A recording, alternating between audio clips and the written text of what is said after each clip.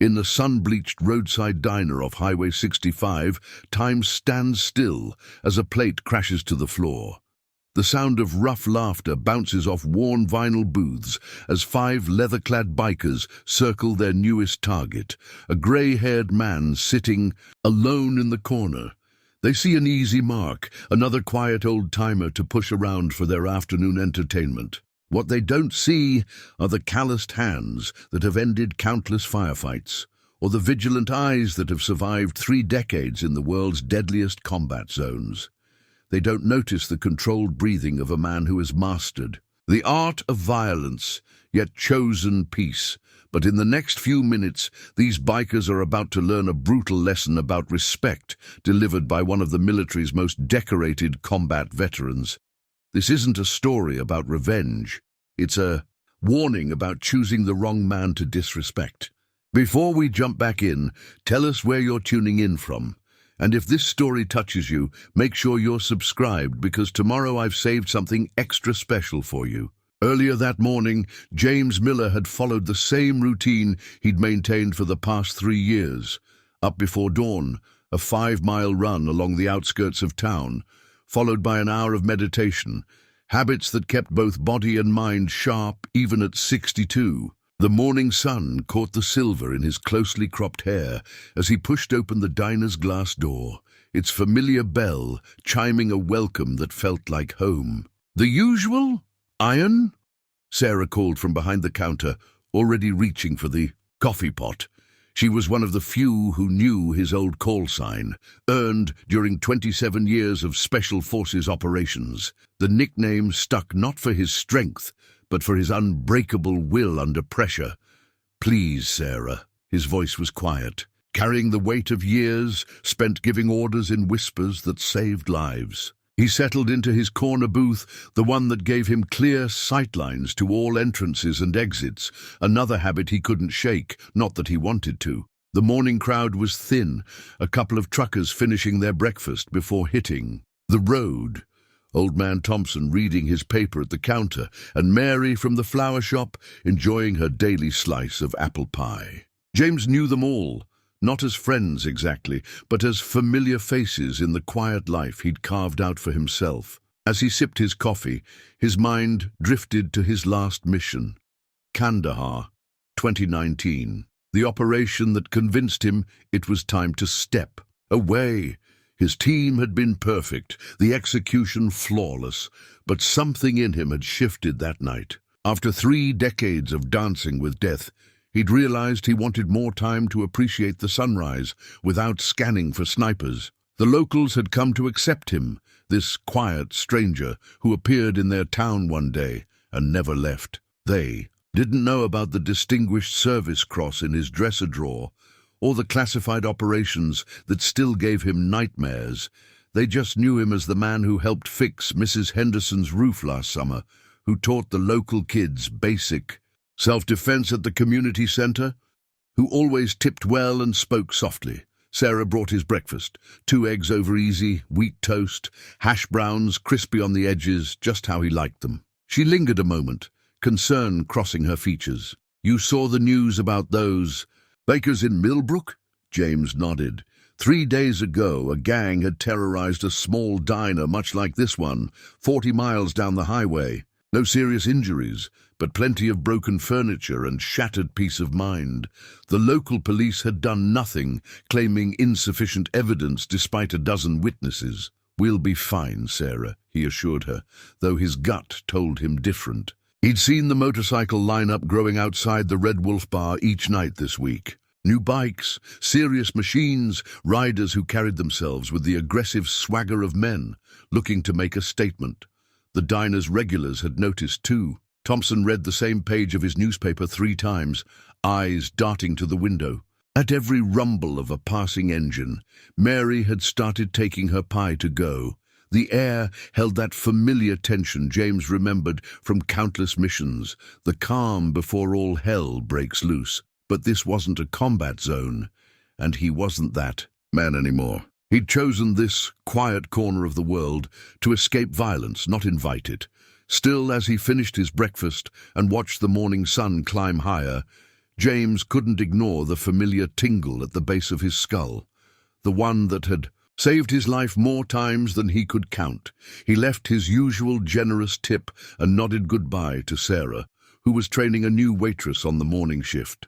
The girl was young, probably saving for college, her hands shaking slightly as she balanced a tray of coffee cups. James made a mental note to start varying his schedule, maybe find a new breakfast spot for a while. No need to put these good people at risk if his instincts about the brewing trouble proved right. But as he reached for his truck keys, something made him pause. The memory of Kandahar flickered again, not the violence this time, but the aftermath.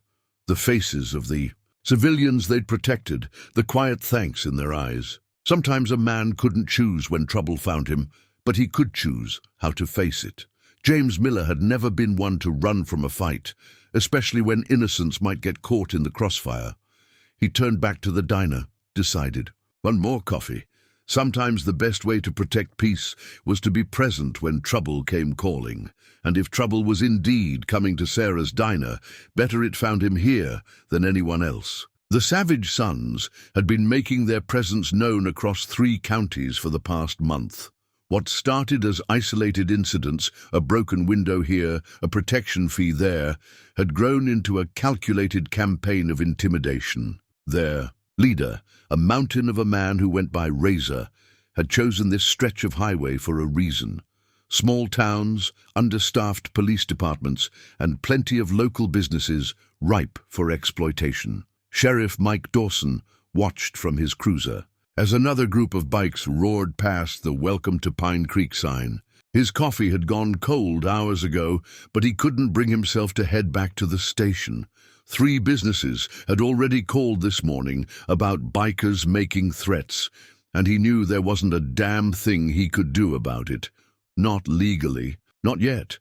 The Savage Sons weren't stupid. They stayed just inside the law, or at least far enough inside that no small-town prosecutor would risk taking them on. The incident in Millbrook should have been their undoing.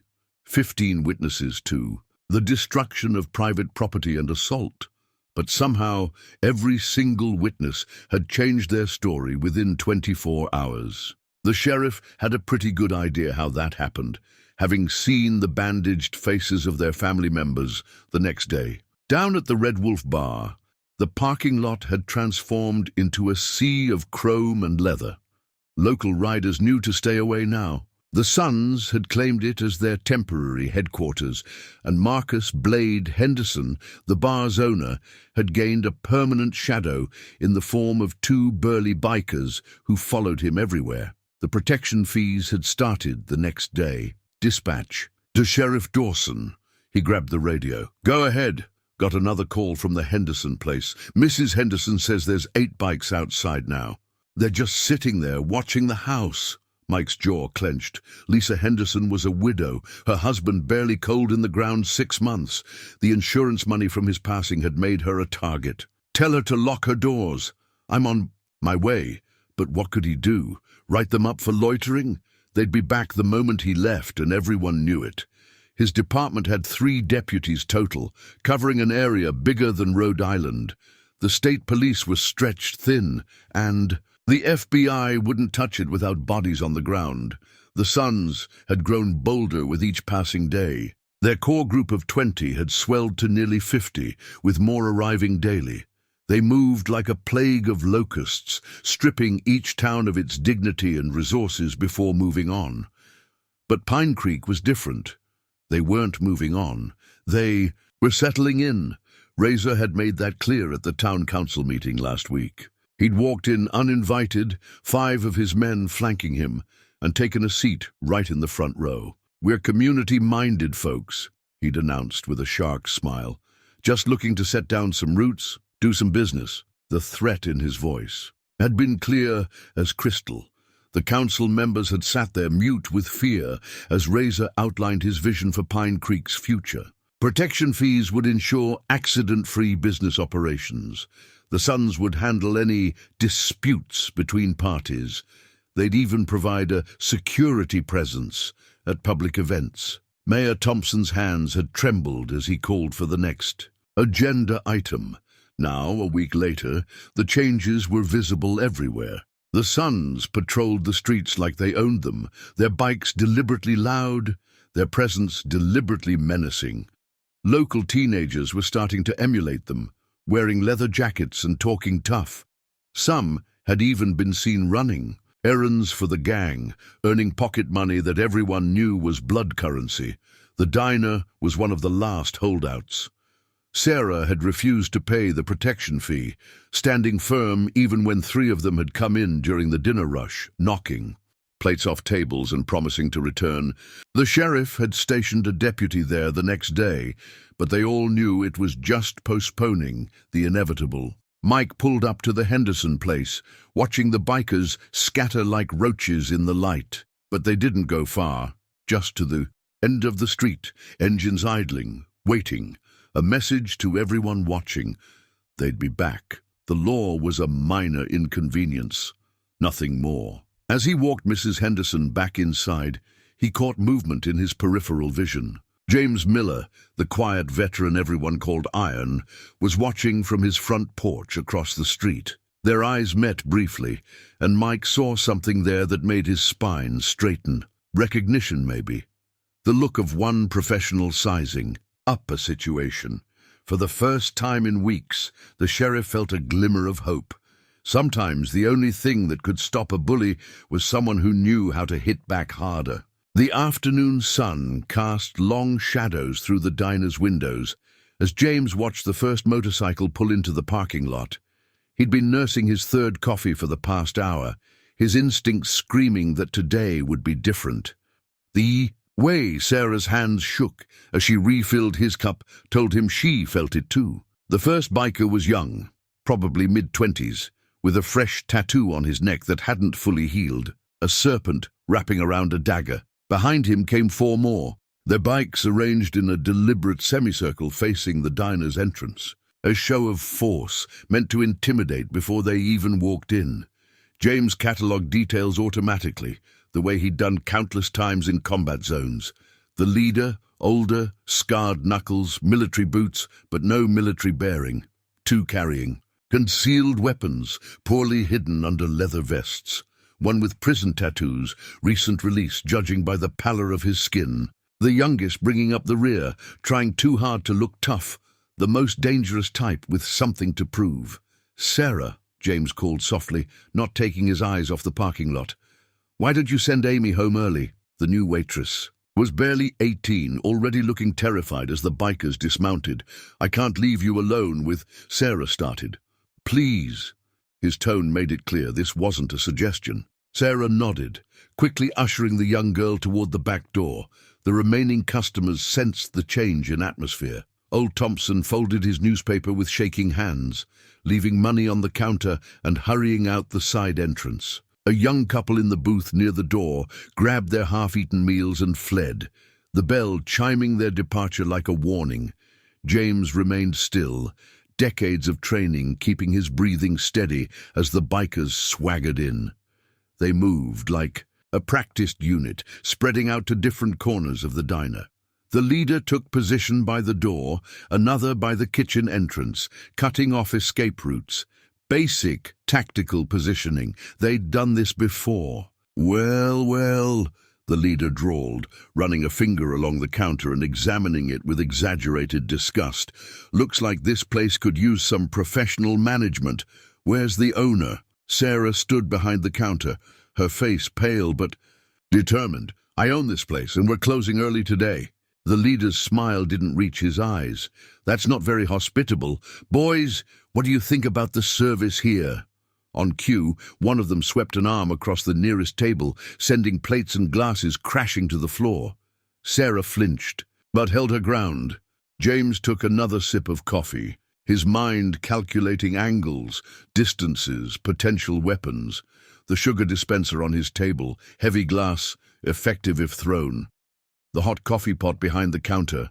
Sarah was keeping it full out of nervous habit. The metal napkin holder, thin but solid enough to cause damage. You know why we're here, the leader continued, moving closer to Sarah. Protection doesn't come free in this town anymore, but you've been ignoring our generous offer. I don't. "Need protection," Sarah replied, her voice barely wavering. The youngest biker, eager to prove himself, grabbed a chair and hurled it against the wall. The crash made everyone jump except James, who used the moment to shift his position slightly, getting his feet under him. "Funny thing about protection," the leader said, leaning over the counter. "Sometimes bad things happen to prove why you need it. Like that chair? Imagine if it had hit someone. Imagine if I'd step back if I were you." James's voice cut through the tension like a blade. Every head turned toward his corner. The leader's eyes narrowed. "This isn't your business, old man. I'm making it my business." James kept his tone conversational, but his eyes had changed. Gone was the quiet, regular customer. In his place sat a predator, one who had spent decades perfecting the art of violence. Sarah saw the change and slowly backed away from the counter. She'd never seen that look in James's eyes before, but something primal in her recognized the danger it promised. The bikers, however, saw only what they wanted to see. An older man alone in a corner, outnumbered 5-1. The leader grinned, gesturing to two of his men. "Looks like we need to teach someone about respecting other people's business conversations." As the two bikers approached his table, James remained perfectly still. But inside, a switch had been flipped. The familiar calm of combat settled over him like an old friend. These men had chosen violence as their language. Now they would learn that some people spoke it far more fluently than they did. Time seemed to slow as the two bikers reached James's table. The first one, prison tattoos visible on his neck, grabbed the edge of James's plate and slid it away with a smirk. The second, younger one, circled around to James's left side, already balling his fists in anticipation. "Last chance to mind your own business, Pops," Prison Tattoos growled, leaning down to get in James's face. The stench of stale cigarettes and cheap whiskey filled the air between them. James set his coffee cup down with deliberate care. "I gave you a warning. That was your chance to walk away." The leader barked out a laugh from his position by the counter.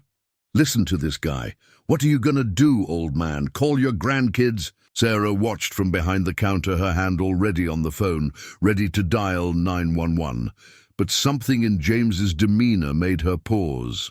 The calm in his eyes wasn't fear, it was certainty.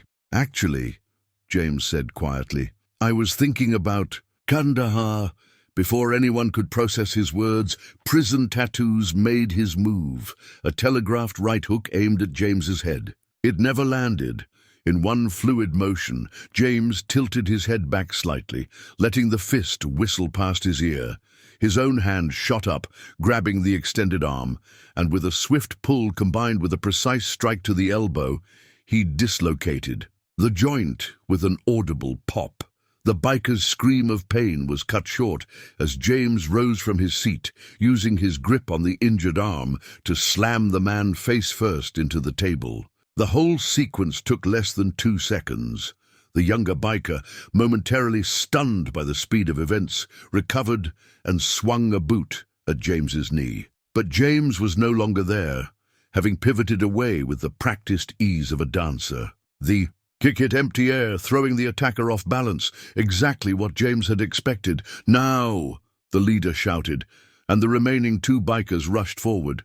But in the confined space of the diner, they got in each other's way, creating a moment of confusion that James exploited instantly. He grabbed the sugar dispenser and sent it flying with sniper-like precision, catching one biker in the throat. As the man stumbled back, choking, James was already moving. The younger biker threw another wild punch, and this time James stepped into it, deflecting the blow with his forearm while simultaneously driving his elbow up into the man's jaw. DT. Leader, realizing things had gone terribly wrong, reached into his vest. James saw the movement and reacted instantaneously. He seized the younger biker's leather jacket and spun him around, using him as a shield, just as the leader pulled out a small revolver. "Enough!" the leader roared, his hand shaking slightly as he aimed the weapon. "You just made the biggest mistake of your life, old man." James's voice remained eerily calm. Actually, your mistake was walking in here thinking violence was a game. Where I learned it, there were no games. The leader's finger tightened on the trigger, and that's when the coffee pot shattered against the back of his head, spraying, scalding liquid everywhere. Sarah stood behind the counter, the broken handle still in her grip, her eyes wide with a mixture of fear and defiance. As the leader staggered, James moved. The gun clattered to the floor, kicked away by James's boot before anyone could reach for it. The leader, still reeling from the coffee pot, never saw the strike that collapsed his windpipe. In the sudden silence that followed, broken only by the groans of injured bikers, James straightened his shirt and looked at Sarah. "I believe you said you were closing early today." The diner's bell chimed as Sheriff Dawson burst through the door, weapon drawn. He froze at the sight before him. 5 bikers scattered across the floor in various states of consciousness, broken furniture, and James Miller calmly picking up overturned chairs. "Jesus Christ, Iron," the sheriff breathed, lowering his gun. "What happened here?" James gestured to the revolver he'd kicked under a booth. "You'll find that's an unregistered weapon. Probably has some interesting ballistics history." 2 deputies rushed in behind the sheriff, hands on their holsters. Sarah was already giving her statement to dispatch on the phone, her voice steadier now. Through the windows, curious onlookers had begun to gather, drawn by the commotion and the arrival of police cars.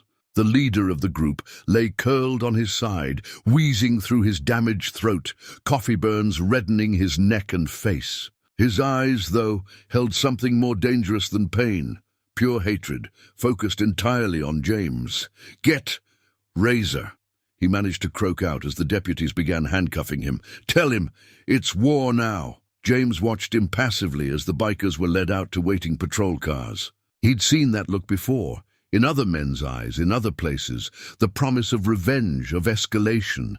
It never ended well for them. "You know they'll be back," Sheriff Dawson said quietly, joining James by the counter. "And not just 5 of them next time. The whole gang's been looking for an excuse." "I know." James pulled out his wallet, leaving enough cash to cover the damage to the diner. "But they needed to learn that some lines can't be crossed." Sarah approached, still shaking slightly but with determination in her stance. "I won't let them drive me out of business. This diner was my mother's, and her mother's before that." The sheriff ran a hand through his thinning hair. "Sarah, maybe you should consider—" "No," James cut him off. "She shouldn't have to consider anything. This is her place." He turned to face the sheriff fully. "Mike, you know what's coming. The question is, are you ready to actually do something about it?" Dawson's face hardened. "You think I haven't tried? They've got lawyers, Iron, good ones, and witnesses have a funny way of changing their stories when the suns come calling." "Then maybe it's time to change the rules of engagement." James's voice carried the weight of experience, of battles fought outside the boundaries of conventional law.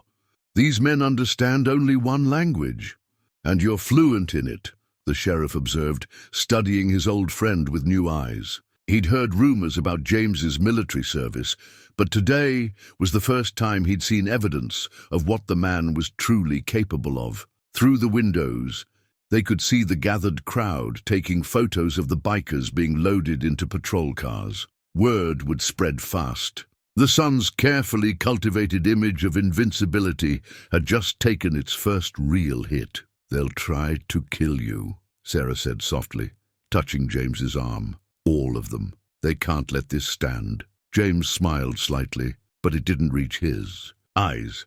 "They can try." He picked up his jacket, checking it for coffee stains. "But first, they'll learn what it means to face someone who doesn't fear them. Someone who's seen worse things than a gang of weekend warriors playing at being bad men." As he walked toward the door, the sheriff called after him. "What do you want me to put in the report?" James paused, hand on the door handle. "Self-defense. Multiple witnesses. Clear case." He looked back at Sarah. "Lock up early today.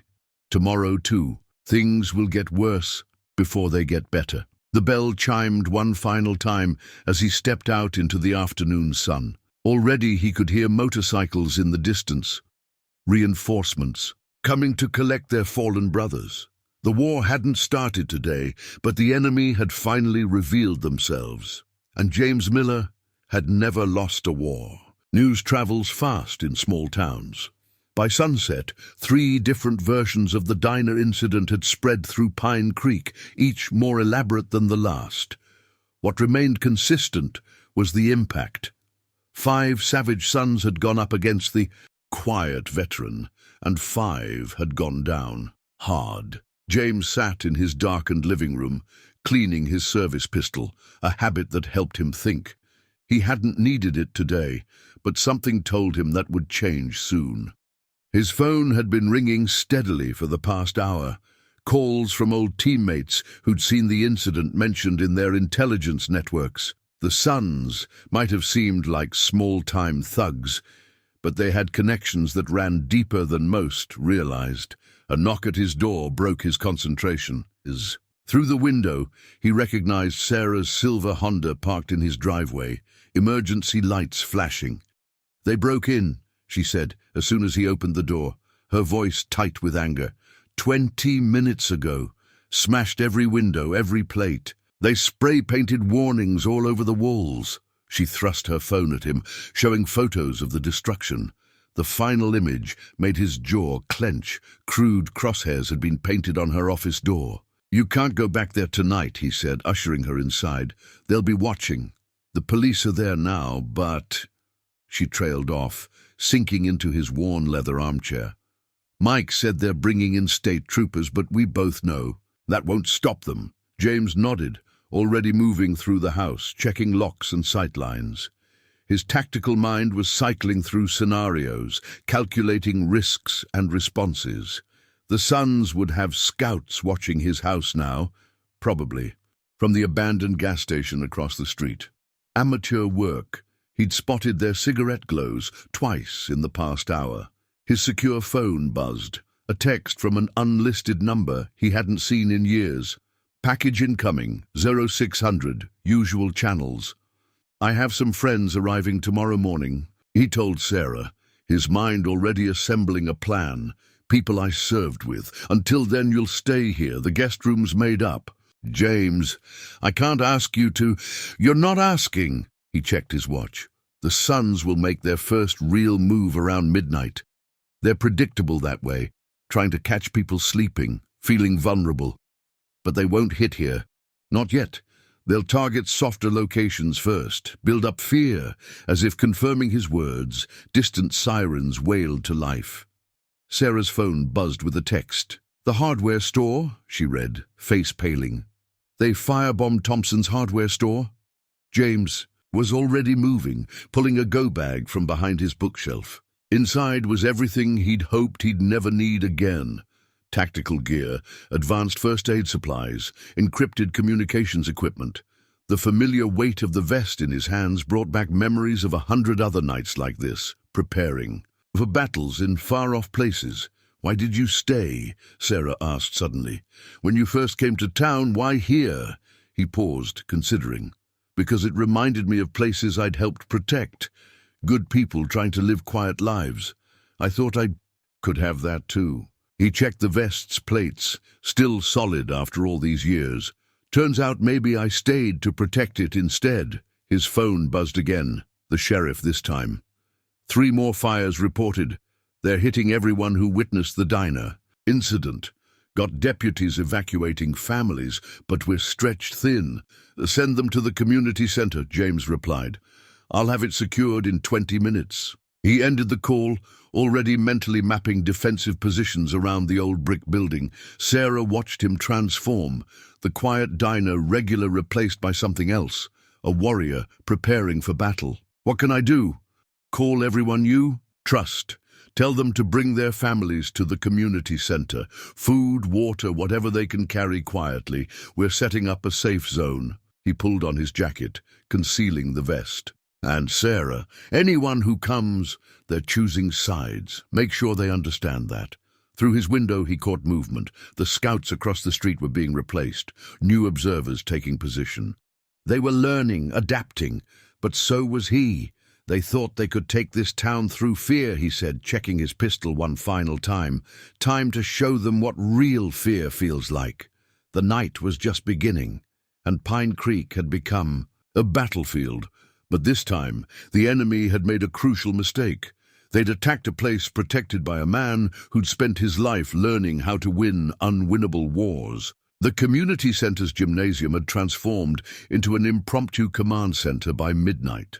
Families huddled on wrestling mats and gym floors, while James coordinated with his arriving teammates via encrypted channels. The Suns had made 3 more attempts to start fires around town, but each time they'd found James's people waiting.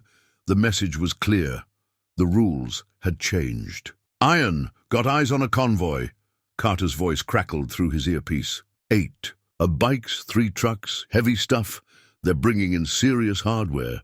James watched through high-powered binoculars from the center's roof as Razor's reinforcements rolled into town.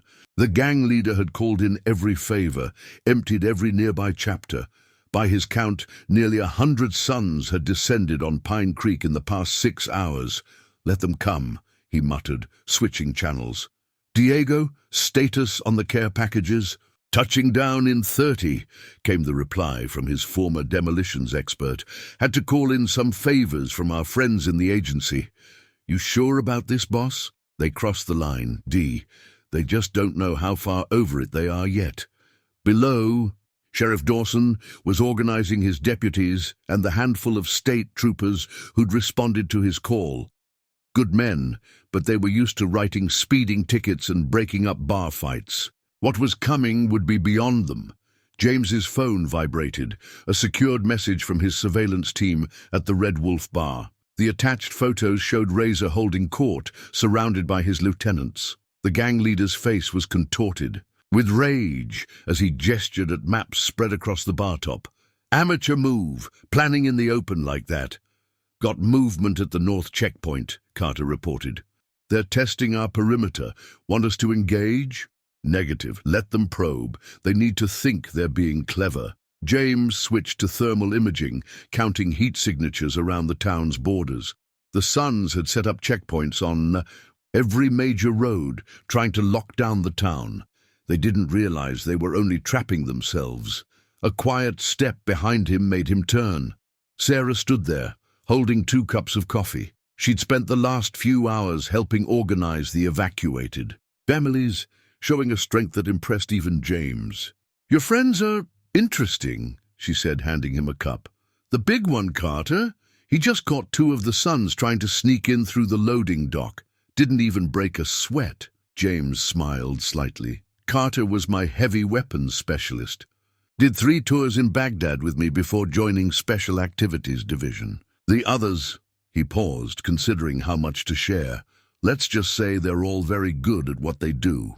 "And what exactly are you planning to do?" Before he could answer, his radio crackled again. "Boss, Diego here.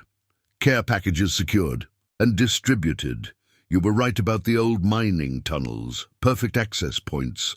Ready when you are." James checked his watch.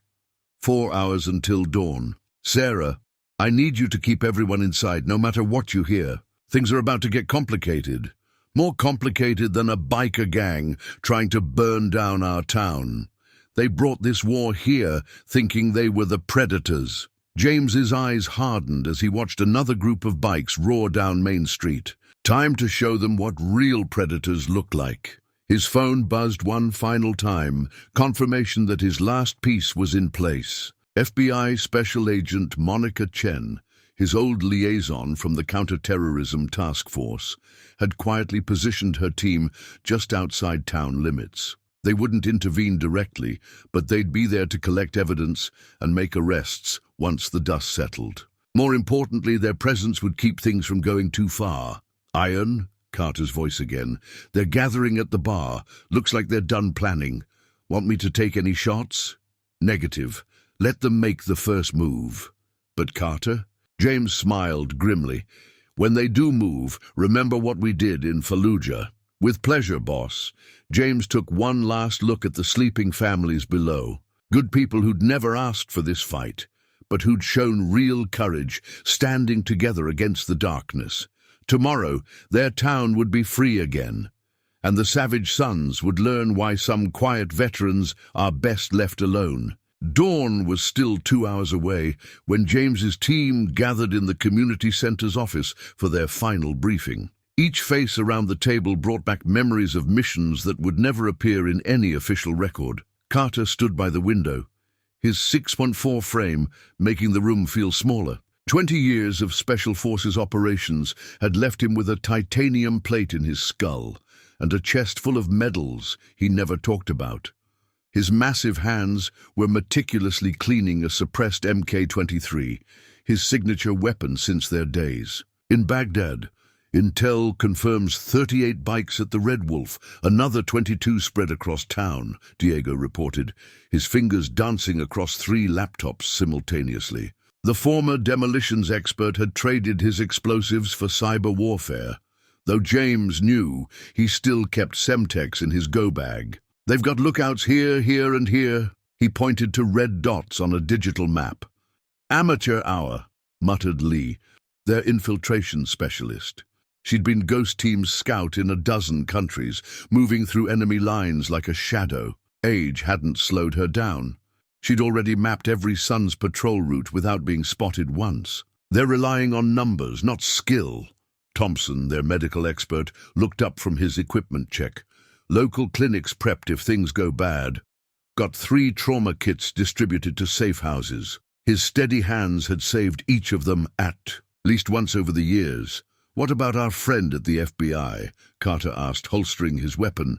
James nodded toward his phone. Agent Chen's team is standing by. Once we start, we've got 2 hours before they're mandated to intervene. Should be enough time. Like Kandahar? Lee's eyes gleamed with memory. Cleaner than Kandahar, James corrected. These aren't trained fighters. We contain, demoralize, and dismantle. No casualties if we can help it. Diego's fingers paused over his keyboard.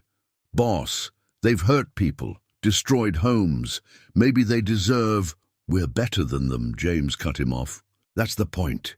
We do this right by our rules. Speaking of which, he pulled out 5 small cameras. Body cams, everything gets recorded. Let them try to lawyer their way out of this one. Thompson finished organizing his medical supplies. Their leader, Razor, he's the key. Take him down, the rest will fold. Already got his location mapped, Lee added. He's holed up in the bar's office. 2 guards, basic security. Child's play. James studied the map. Memories of 100. Other operations flowing through his mind. His team was ready. Their skills honed by decades of the world's deadliest conflicts. But this was different. This was home. Run it down, he ordered, and his team snapped to attention. Phase 1, Carter began. Lee infiltrates, plants the tags on their vehicles. Diego kills their communications, isolates them from outside support. Lee picked up the thread. Phase 2. We trigger the perimeter charges. Non-lethal. Just noise and light. They'll expect an attack from the east, where the explosions are. Meanwhile, Diego continued, I'll cut power to selected parts of town, force them to concentrate their forces where we want them. Thompson nodded. Phase 3, Carter and Lee. Take up sniper positions here and here, rubber rounds only, painful but not lethal. Create chaos in their ranks. Final phase, James concluded. I go in through the tunnels, surface in the bar's basement. Take Razor. Once their leadership. Falls, we sweep and clear. Police move in to make arrests. The room fell silent as each member absorbed their role. They'd executed more complex operations, but never with civilians they knew in the crossfire. One more thing, James added, his voice hardening.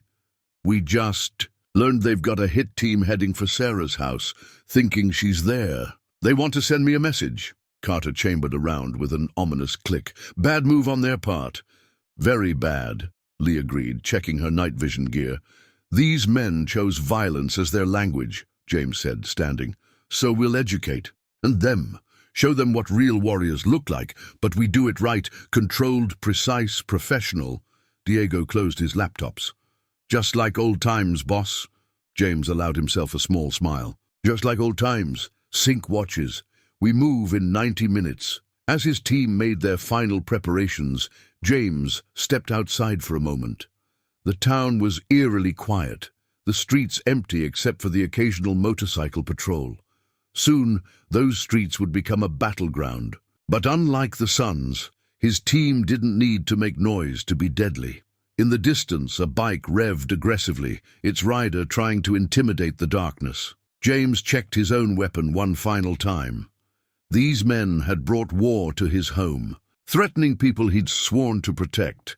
Now they would learn why some quiet veterans are best left in peace. Darkness wrapped around Lee like a familiar cloak as she moved between shadows, her footsteps silent on the cracked asphalt.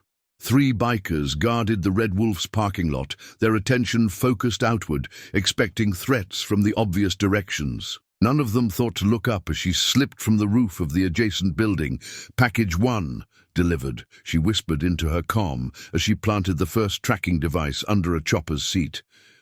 Moving to secondary targets, in his makeshift command center, James watched multiple screens come alive with blinking dots. Diego's fingers flew across his keyboard, each tracker adding another layer to their digital battlefield map. "Their communications are running through 2 main channels," Diego reported. "Give me 3 minutes to crack their encryption." "Amateur stuff. They're using old police band frequencies." Carter's voice crackled through the comms. "Got movement at the north checkpoint. They're getting nervous, boss, running more patrols than scheduled." "Good," James replied. "Let them wear themselves out." "Thompson, status?" "Medical teams on standby. Local clinics evacuated except for essential personnel. We're ready for whatever comes." James checked his watch. "Midnight, right on schedule." Lee's voice returned, barely a whisper. "Final package delivered. 28 bikes tagged, 3 trucks. Ready for phase 2. "Execute," James commanded. The night erupted. The first explosion came from the east side of town, a carefully calculated mix of flash, sound, and harmless smoke. Before the echoes died, 2 more blasts followed, creating the illusion of a major assault from that direction. The response was immediate and predictable. Bikes roared to life, their riders rushing to defend against the perceived threat. Through thermal imaging, James watched the Sun's forces concentrate exactly where his team wanted them. "They're mobilizing," Carter reported. "At least 30. Bikes heading east. The rest are maintaining defensive positions around the bar." Diego's screens flickered. "Communications intercepted. Patching you in, boss." Razor's voice filled their earpieces, rough with anger and fear. "Full defensive positions. I want every available man at the east entrance. Whoever these punks are, they picked the wrong—" The transmission cut off as the first power grid went dark. Block by block, carefully selected sections of Pine Creek lost power, herding the Suns into predetermined kill zones. "Phase 2 complete," Diego announced. "They're completely isolated, no calls getting in or out." Through his scope, Carter watched the chaos unfold. "These guys are scared, Iron. No discipline. Breaking into smaller groups, trying to cover 2. Much ground. Time to remind them why they should be scared," James replied. "Lie in position. Carter, ready to dance. Light them up." The first rubber round caught a biker in the chest, sending him sprawling off his motorcycle. Before his companions could react, 2 more went down. The impacts wouldn't kill, but the pain was intense enough to take the fight out of most men. Panic spread through the Sun's ranks as invisible attackers seemed to strike from everywhere and nowhere. Some tried to return fire, shooting blindly into the darkness. Others simply fled, only to find their bikes mysteriously disabled, tracking devices having done their work. "Razors moving," Lee reported. 2 vehicles, heading for the secondary. "Location, just like you predicted, boss." James stood, checking his own weapon. "Diego, initiate final blackout." Carter, Lee, herd the remains toward the containment area. "Thompson, stand by for incoming." "What about the hit team heading for Sarah's house?" Carter asked. "Already handled," James replied, his voice cold. "They're about to find out why we rigged those side streets with caltrops." As if on cue, distant cursing and the sound of crashing motorcycles echoed through the night. The hit team had just learned an expensive lesson about tire pressure and sharp objects. "Boss," Diego's voice carried a note of admiration, "you're really going to go in there alone?" James moved toward the hidden entrance to the mining tunnels, his night vision giving the darkness clarity. They wanted to learn about fear, time, for the advanced lesson. Above ground, chaos reigned as the savage sons discovered what it meant to face real professionals. But in the tunnels beneath Pine Creek, James moved with deadly purpose toward his target. Razor had brought this war to his town, threatened his people. Now the gang leader would learn why James Miller's call sign in Delta Force had been Ghost. By the time he saw the threat, it would be far too late. In the Red Wolf's basement office, Razor was discovering just how deep his problems went. Papers scattered across his desk showed a network that stretched far beyond motorcycle gangs, kickbacks to county officials, protection payments from 3 states, even connections to international drug cartels. All of it now compromised. "Get me Martinez on the phone," he shouted at his lieutenant. "We need the cartel's backup." "Phones are dead," came the reply. "Internet too. We're blocked on all frequencies." Through the floor above, they could hear the chaos as more of their men stumbled in, speaking of invisible attackers and bikes that died without warning. The fear in their voices was something new. These were men used to causing terror, not experiencing it. "Sir," another son burst in, blood running from his nose, "we found this on one of the bikes." He handed over a small black device, military-grade hardware that made Razor's face go pale. "What is it?" his lieutenant asked. "Tracking beacon, Special Forces issue." Razor crushed it in his fist. "That bastard from the diner, he's not just some veteran. Check the other vehicles now." But Diego's voice was already crackling through their own radio frequencies. "Looking for these?" There was a pause. Then their own encrypted communications began playing back to them. "Interesting conversations you've been having with Judge Williams and Commissioner Peters. I'm sure the FBI will find them fascinating."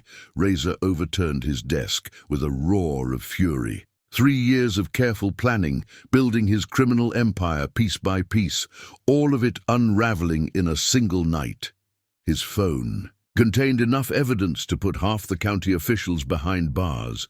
Officials he'd spent millions bribing and blackmailing into compliance. "Torch everything," he ordered. "Files, computers, phones, all of it. Too late." Diego's voice came again. "Really should have invested in better cybersecurity. Though I have to admit, your password, BikerGod69, that was pretty creative." In the command center, Diego's fingers continued their dance across multiple keyboards. "Boss, you getting this? Their whole network, it's bigger than we thought. They've got judges, cops, even a state senator on the payroll."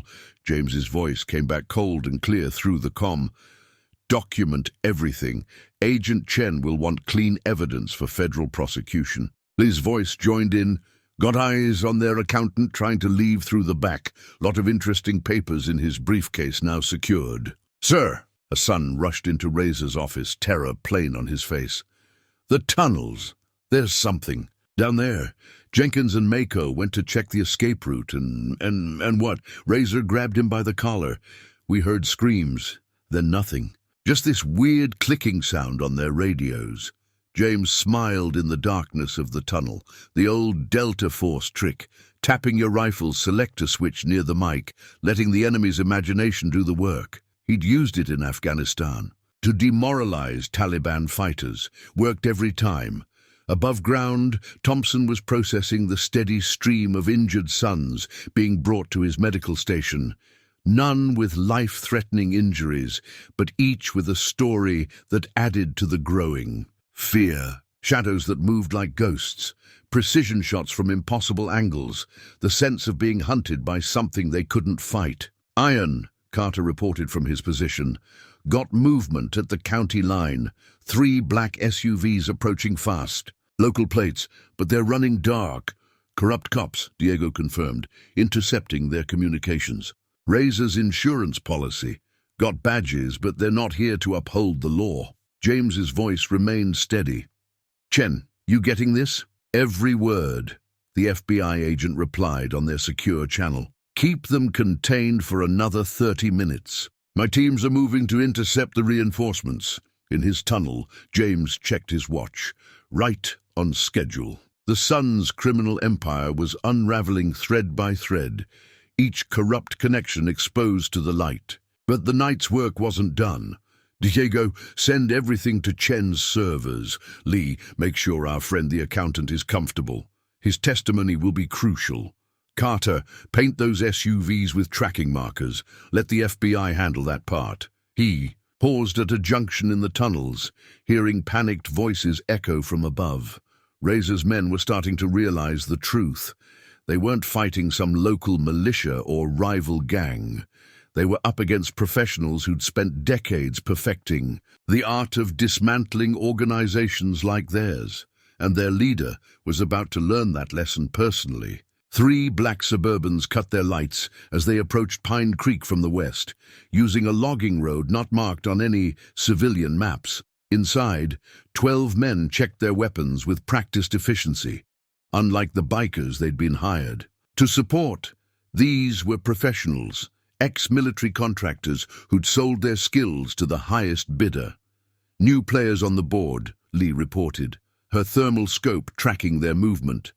"Different formation, different weapons. These aren't street thugs." James watched through his own optics as the mercenaries deployed with tactical precision. "Diego, what are we dealing with?" "Running facial recognition now." "Got hits. Blackwater alumni, some wet work for Mexican cartels. Their leader is Marcus. Webb, former Force Recon, did time in Iraq." "I remember Webb." Carter's voice was grim. "He was good once. Now he's just expensive." In the Red Wolf's office, Razor's mood had lifted considerably as Webb's team reported in. "Finally," he snarled into his radio, "someone who knows what they're doing. Find this ghost and end him." Webb's voice came back, cool and professional. "We've got 4 shooters identified. Thermal shows their positions. My team is moving to engage." James smiled in the darkness. "Diego, you getting this?" "Every word, boss." "They're using encrypted channels, but it's military grade. Old codes. They don't know I helped write them." "Good. Let them think they have the advantage." Carter Lee, switch to Protocol Echo. "Been a while since we danced that tune," Carter replied, already moving to his secondary position. Webb's team moved through the streets with practiced grace, their own thermal imaging showing them the heat signatures of James's snipers. Too obvious, too easy, but their military training wouldn't let them ignore proper procedure. The first sign that something was wrong came when they reached Carter's original position. The heat signature was still there, but it was coming from a carefully placed military hand warmer. Decoys, Webb realized a moment too late. "They're playing with us. All units, fall back," and his radio erupted with static as Diego initiated their electronic countermeasures. In the same instant, the streetlights they'd been using for shadows went dark. The mercenaries found themselves in complete darkness, their night vision suddenly worse than useless as IR strobes activated on multiple frequencies. "Welcome to the party." James's voice came through their own comms, calm and measured. "I was wondering when Razor would call in real professionals. Tell me, Webb, how much is he paying you to dig your own grave?" Webb's men shifted into defensive positions, but they were already compromised. Every shadow could hide a threat. Every corner concealed a potential ambush. They were experienced enough to know when they'd lost the initiative. "Iron?" Webb's voice carried recognition. "They didn't say it was you." They didn't know. "Stand down, Webb. You're better than this, working for street thugs threatening civilians. It's just business, old man. Nothing personal." "That's where you're wrong." James's voice hardened. "You made it personal when you came to my town." The first rubber round took down Webb's point man, a perfect shot through the narrow gap in his body armor. The second and third shots came from impossible angles, dropping 2 more mercenaries before they could react. "Boss," Diego reported, "they're trying to call in air support. Got a helicopter on standby at a private airfield." "Chen?" "Already handled. the FBI agent replied. That bird won't be flying tonight. Webb's remaining men were now back to back. Professional calm, cracking under the pressure of fighting an invisible enemy who seemed to know their every move. They'd come expecting a simple cleanup job. Instead, they'd walked into an ambush orchestrated by someone who'd written the book on many of their tactics. Last chance, Webb, James's voice came again. Surrender now, walk away with some dignity, keep pushing, and find out why Delta Force operators are never really retired. In the Red Wolf, Razor watched his professional backup disintegrate under precise, coordinated attacks. His empire was crumbling, his men were deserting, and now even his mercenary reinforcements were being systematically dismantled. Webb, he screamed into the radio. I'm paying you to solve this problem. Correction, Diego's voice cut in. You're paying him with money you stole from 3 different federal assistance programs, money that's currently being traced and frozen by the FBI's Financial Crimes Unit. The night had become a lesson in humility for men who'd thought their money and violence made them untouchable, but as James moved silently through the tunnels beneath their feet, they were about to learn an even harder truth. Some ghosts don't need to be paid to haunt you. They do it because you've earned it. Deputy Chief Roberts waited until the station was nearly empty before making the call. His hands shook as he dialed from the burner phone Razor had given him 6 months ago, along with the first payment that would put his kids through college. Your ghost? It's James Miller, former Delta Force. I just pulled his classified file. This guy's the real deal. Combat deployments in places that don't officially exist. Razor's response was immediate and profane. Why didn't you tell me this before? Because I just found out. The FBI's been sitting on his background, keeping him in reserve like some kind of secret weapon. But that's not the worst part. Roberts swallowed hard. He's got a whole team here. Special Forces, CIA, specialists. They're not just some retired vets playing soldier. In the command center, Diego's surveillance program flagged the call instantly. Boss, we've got a problem. Roberts is blown. He's feeding them everything. James's voice came back tight with controlled anger. How much does he know about our positions? From what I'm hearing, too much. He's got access to the FBI's files on all of us. Through his scope, Carter watched Roberts leave the police station. Want me to take him out of play? Negative. James replied, let him run. Chen, you getting this? Every word, the FBI agent confirmed, adding police corruption to the federal charges. But James, if Roberts knows your background, he'll know your tactics, your weaknesses. I'm counting on it. In the Red Wolf, Razor's mood had shifted from rage to calculated fury as Roberts detailed James's military record. Listen carefully, he told his remaining lieutenants. Ghost's team will have fallback positions, emergency protocols. Roberts says they always work in layers.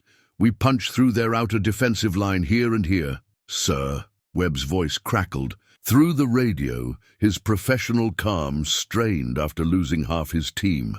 With this intel, we can flank them, take them from behind while they're watching their front. James listened to their planning through the intercepted communications, a cold smile playing across his face. Diego, you thinking what I'm thinking? That we wrote those protocols specifically to be leaked, already moving our real assets into position. Lee's quiet laugh came through the comms. Some people never learn. Military Intelligence 101, never trust the obvious play. Roberts had reached his car, carrying a thick file of classified documents. His hands still shook as he started the engine. The headlights illuminated a figure standing directly in front of his car. Sarah, the diner owner, her arms crossed. Going somewhere, Deputy Chief?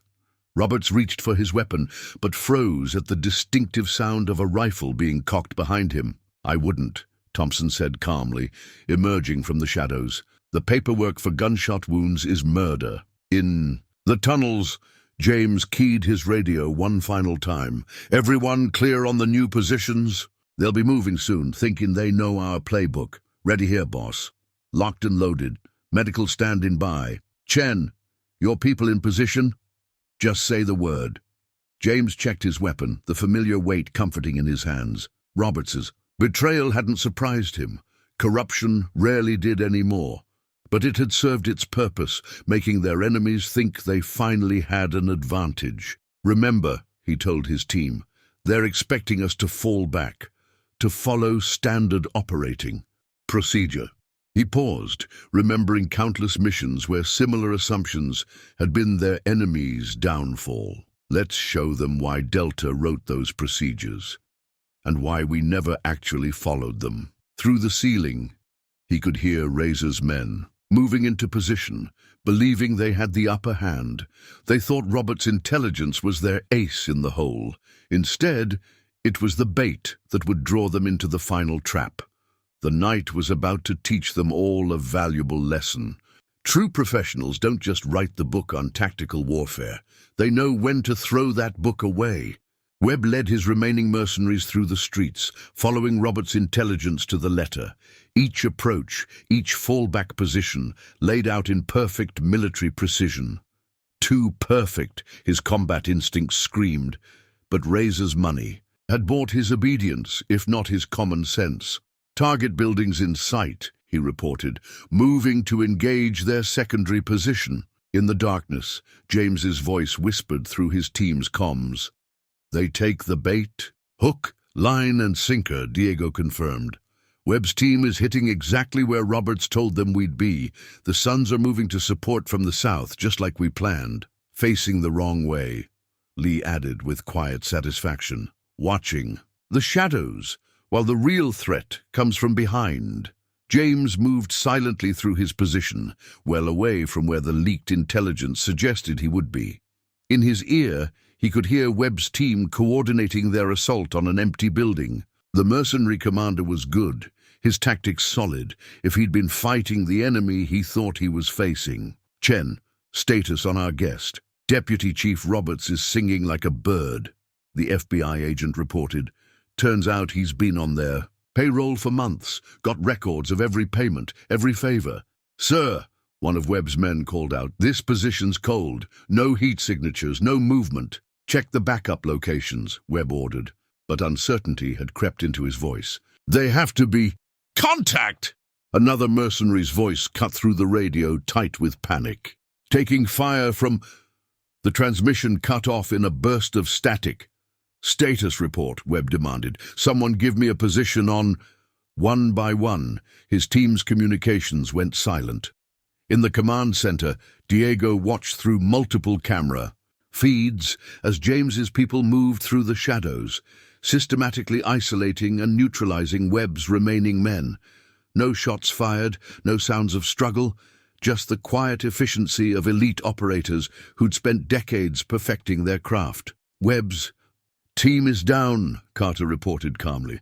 "Non-lethal takedowns all secured, moving to phase 2. Razor paced in his office, watching his carefully laid plans crumble. "Webb, report in! Someone tell me what the hell is happening out there." "I'm afraid Mr. Webb can't come to the phone right now." James's voice came through the radio, calm and measured. "Your mercenaries are taking a little nap. Would you like to surrender now, or should we continue this evening's education?" "You think this changes anything?" Razor snarled. "I've still got 30 men. You can't take us all." "Correction," Diego cut in. "You had 30 men. While you were focused on Webb's assault, we've been busy. Check your security cameras." Razor rushed to his monitors, flipping through feeds to find most of his men zip-tied and secured, their weapons confiscated. The few remaining Suns were clustered in defensive positions around the bar, jumping at shadows. "Impossible," he whispered. "How did you—" "You relied on stolen intelligence," James replied. "We counted on it. Your mole gave you exactly what we wanted you to see. Now your men are separated, your reinforcements are neutralized, and you're running out of options." "Iron!" Lee's voice came through the team channel. "The remaining Suns are starting to break. 3 just tried to surrender to local police. FBI teams are moving in to secure the outer perimeter," Chen added. "You've got maybe 10 minutes before we have to intervene officially." James checked his weapon one final time. More than enough time. Razor wanted to learn about real violence, real fear. Let's finish his lesson. Through the walls of the Red Wolf, Razor could hear his empire collapsing. His men were surrendering, his mercenaries defeated, his political protection evaporating as Robert spilled every secret to the FBI. And, somewhere in the darkness, a ghost was coming for him. The Red Wolf Bar had become a fortress of desperate men.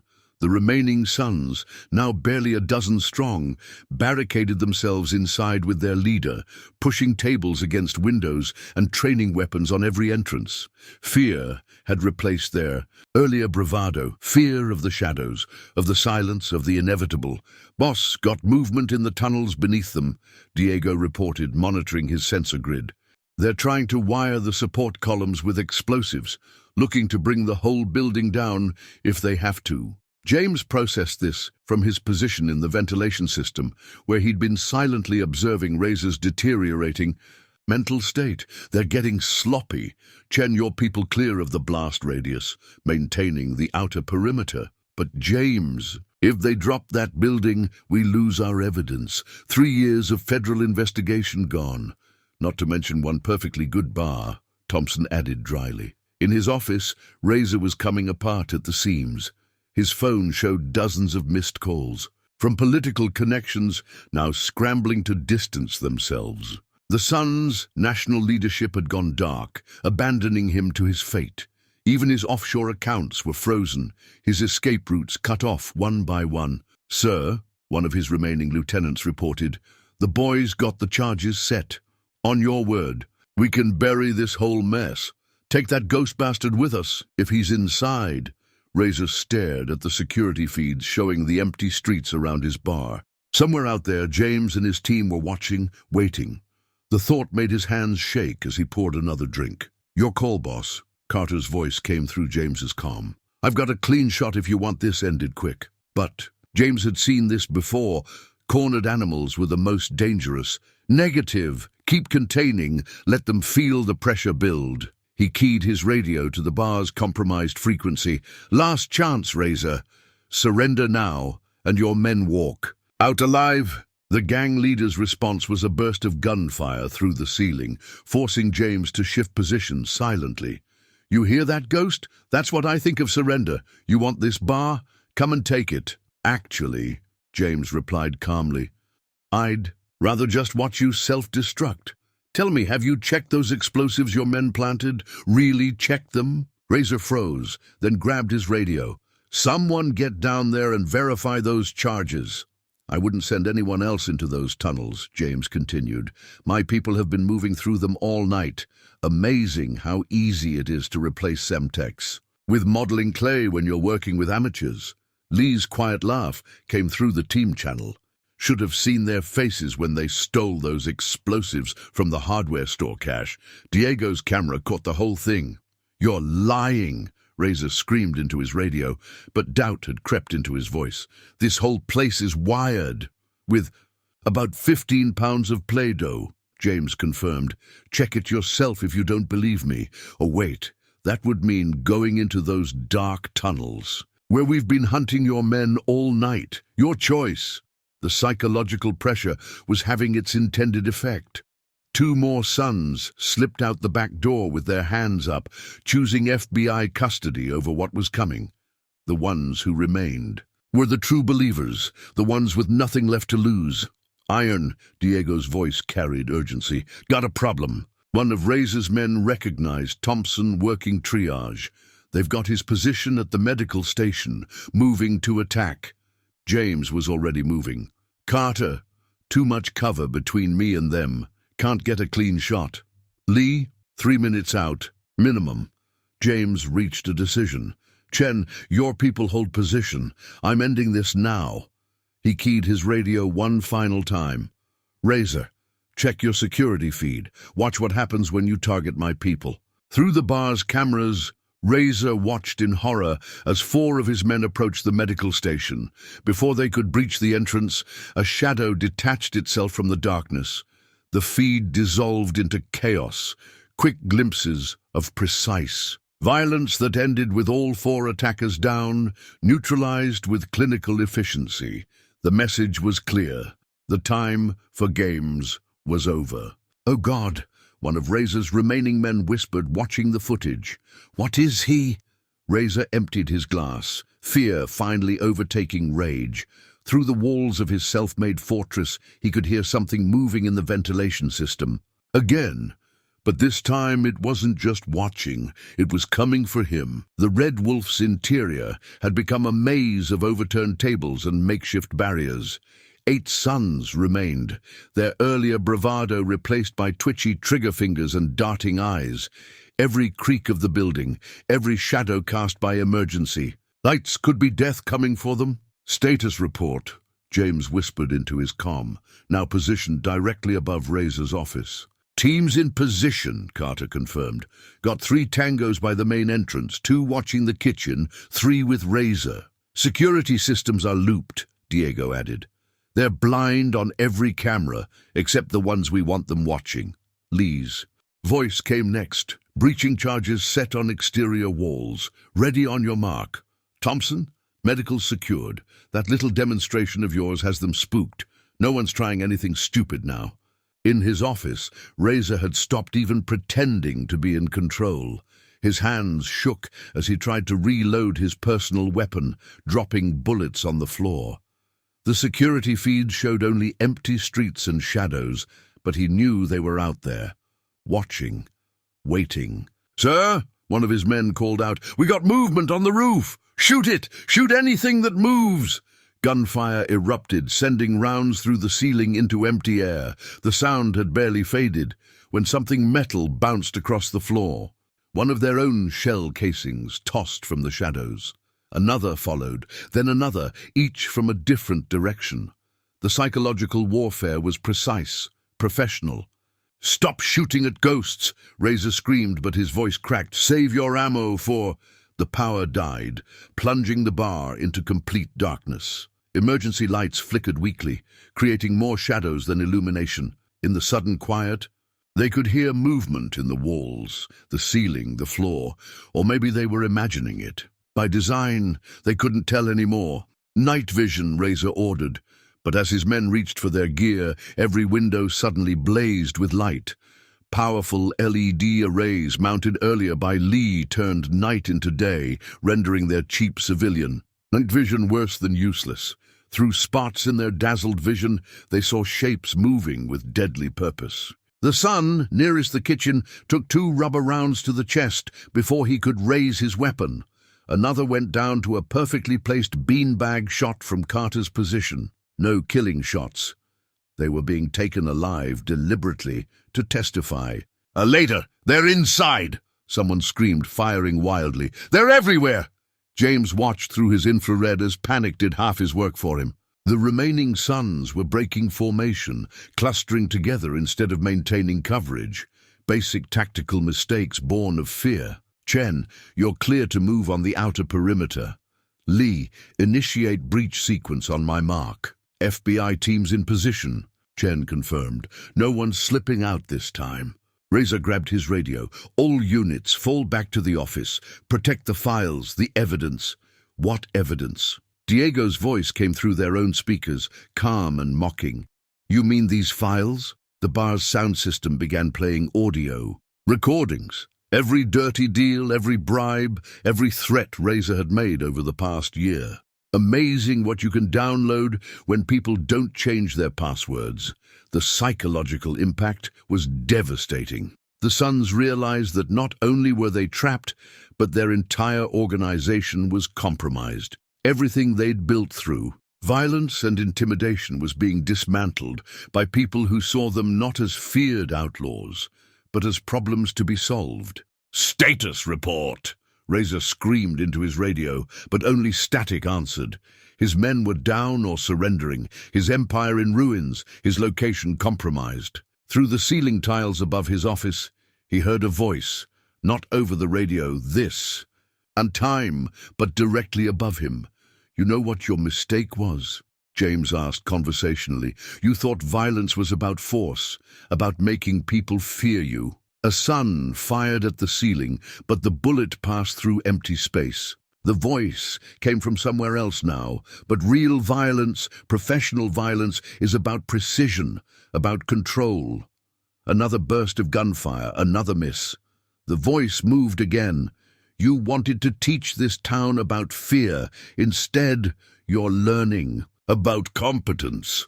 Razor backed into a corner, weapon pointed at every shadow. What are you? Just a retired veteran, James replied from directly behind him. One you should have left alone. Before Razor could turn, before he could squeeze the trigger, 30 years of Special Forces training ended the fight in less than a second. The gang leader's gun clattered to the floor beside his unconscious body. James keyed his radio. Primary. The target secured. Chen, you're clear to enter. Lee, light it up. The breaching charges detonated simultaneously, and the FBI's tactical teams poured in to find a battle already won by shadows and silence. Dawn was breaking over Pine Creek as the FBI's evidence response teams worked through the Red Wolf bar. Razor and his remaining men sat handcuffed in a line outside, watching their kingdom crumble. Every few minutes, agents emerged with boxes of documents, hard drives, and ledgers, the paper trail of an empire built on intimidation and corruption. Found another safe in the basement, Agent Chen reported, approaching where James stood observing the scene. Filled with blackmail, material on half the county officials. Your team's intel was solid. This goes deeper than we thought. James nodded, watching Thompson tend to the minor injuries among both law enforcement and the captured sons.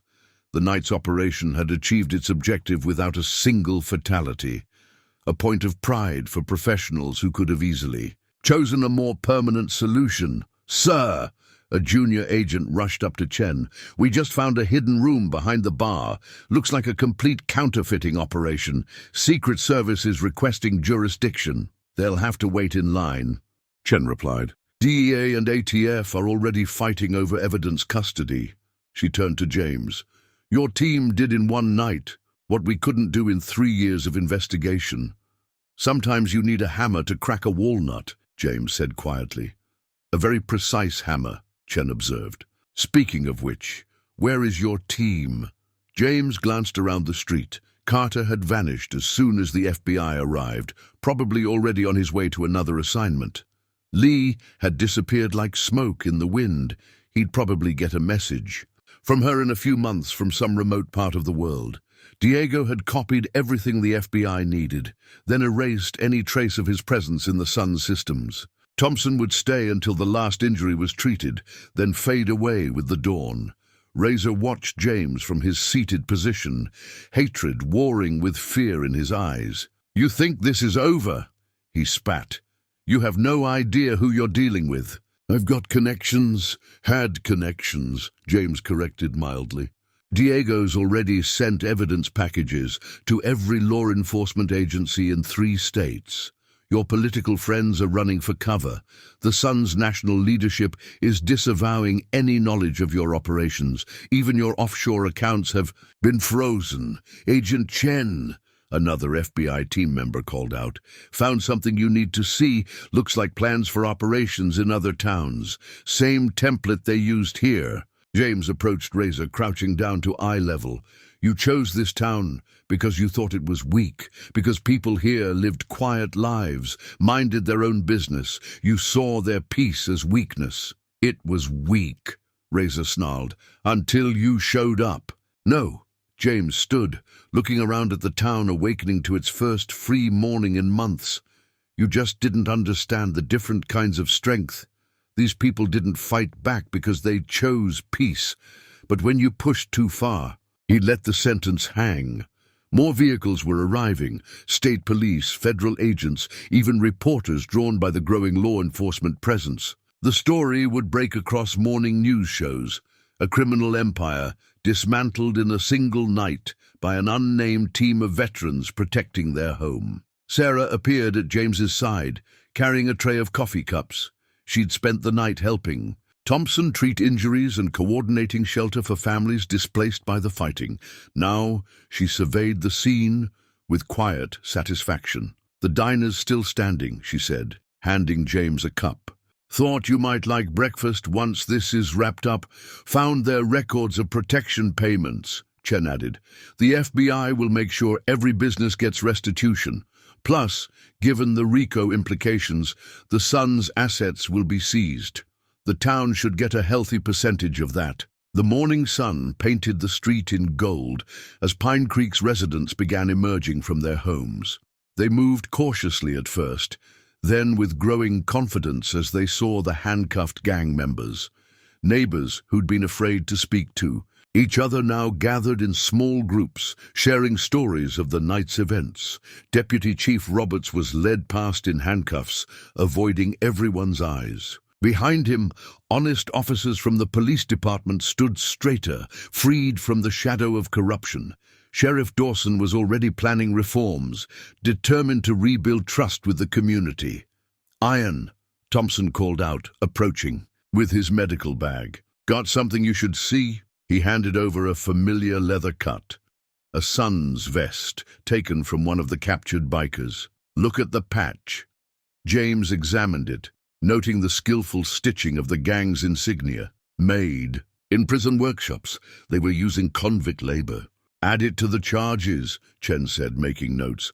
"Speaking of which, our analysts are going through the Sun's communication records. Looks like they were planning similar takeovers in 3 other small towns. Your team didn't just save Pine Creek, you prevented this from spreading. The sun was fully up now, the night's shadows retreating." James watched as FBI technicians photographed and catalogued evidence, building an airtight case against not just the Suns, but their entire network of corruption. Professional work meeting professional work. "Will they come back?" Sarah asked. "Quietly." James shook his head. "The Suns operate through fear and the appearance of invincibility. After tonight, both are broken. They won't risk another confrontation with—" He paused, choosing his words carefully, "with people who know how to fight back." "And you?" Chen asked. "What will you do now?" James looked around at the town he'd chosen for a quiet retirement. The peace here had been tested, but not broken. If anything, it had been strengthened by facing the darkness and emerging intact. "I'll have breakfast," he said simply. "The special's still good at Sarah's diner?" Sarah smiled. "For you?" "Always." As they walked away from the scene, leaving the federal agents to their work, James caught movement on a nearby roof. A quick flash of light. Carter's signal for a clean exit. Somewhere in the growing crowd, Lee would be blending in. Invisible, but watchful. Diego's systems would keep monitoring for any digital threats, and Thompson would ensure everyone's wounds, seen and unseen, were properly treated. His team would disperse, as they always did, but remain connected, ready if needed. Because sometimes the price of peace was having the strength to defend it, and some quiet veterans would always answer that call. A month later, Sarah's diner hummed with its usual morning crowd. The bullet holes had been patched, the windows replaced, and the regulars had all returned to their favorite booths. If anything, business was better than before. The diner had become something of a local legend, the place where it all began. James sat in his usual corner, drinking his usual coffee. The newspaper in front of him carried headlines about ongoing federal prosecutions, plea deals, and the dismantling of corruption networks across 3 states. Razor and his top lieutenants were facing RICO charges that would keep them behind. Bars for decades. The bell chimed as Sheriff Dawson entered, looking more relaxed than he had in months. The police department had been reformed, with honest officers promoted and new oversight measures in place. He slid into the booth across from James. "Town Council approved the new community center funding," he reported, "using seized assets from the Suns. They want to add a youth program, give kids something positive to focus on." James nodded approvingly. The best way to prevent future raises was to invest in the community they'd tried to destroy. Sarah brought over a fresh pot of coffee, her movements confident and unafraid. "Your usual, Sheriff." "And James," Carter called, "said something about Dubai being hot this time of year." James smiled slightly. His team was never far away, their invisible network of protection extending well beyond Pine Creek's borders. "They too be doomed." shown that quiet professionals could defend peace without becoming what they fought against. Outside, morning sunlight painted the street in warm colors. Families walked without fear, businesses operated without paying protection, and the rumble of motorcycles no longer carried menace. The town had learned its own strength, not through violence, but through standing together against those who would rule through fear. "You know," Dawson said thoughtfully, "not a single shot fired that night. Not one death. That's pretty remarkable considering." "Professional restraint," James replied. "Sometimes the best victories are the ones where you don't have to destroy what you're protecting." He glanced around the diner, at Thompson's daughter waiting tables to pay for medical school, at Lee's subtle security upgrades protecting the entrance, at the secure Wi-Fi system Diego had left behind. His team's influence remained, woven invisibly into the town's fabric.